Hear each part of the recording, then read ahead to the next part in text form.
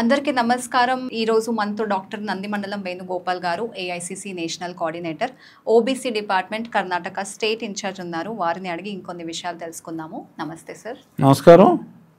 ప్రేక్షకులందరికీ నమస్కారం. సార్, కవిత గారు నిజామాబాద్లో మొదలుపెట్టి తెలంగాణలో కూడా తిరిగి సమస్యలన్నీ తెలుసుకుంటాను అని చెప్తూ ఉన్నారు. దానిపై మీ అభిప్రాయం ఏంటి?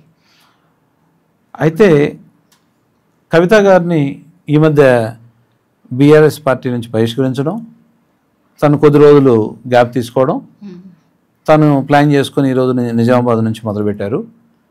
ప్రజా సమస్యలు తెలుసుకుంటానని చెప్పి మొదలుపెట్టారు. మంచిదే, తప్పే ఉంది.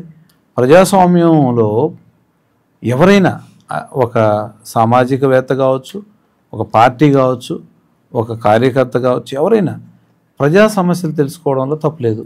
ప్రజా సమస్యలు ఎంత తెలుసుకుంటే అంత మంచిది. ప్రజా సమస్యలు ఏదైనా ఉంటే తెలుసుకొని మా ప్రభుత్వానికి, మా కాంగ్రెస్ ప్రభుత్వానికి చెప్పగలిగితే మేము దాన్ని ఇంకా ఏమన్నా మిగిలిపోయి ఉంటే సాల్వ్ చేయగలం. మేము తప్పే లేదు. తను తెలంగాణ అంతా తిరిగినా, కొత్త పార్టీ పెట్టినా, లేకపోతే ఏం చేసినా మాకు వచ్చే నష్టమేం లేదు. కాకపోతే మాకు దృష్టికి తీసుకొస్తే అన్న మేము ప్రజా సమస్యలని కొన్నింటిని సాల్వ్ చేయగలం.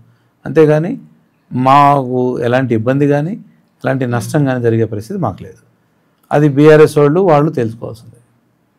Okay sir, thank you so much information ఇచ్చారు. సో చూసారు కదా వ్యూవర్స్, ఇలాంటి మరిన్ని వీడియోస్ కోసం తప్పకుండా లైక్ చేయండి, షేర్ చేయండి, అలానే మన ఛానల్ని సబ్స్క్రైబ్ కూడా చేయండి. Thank you. నమస్కారం.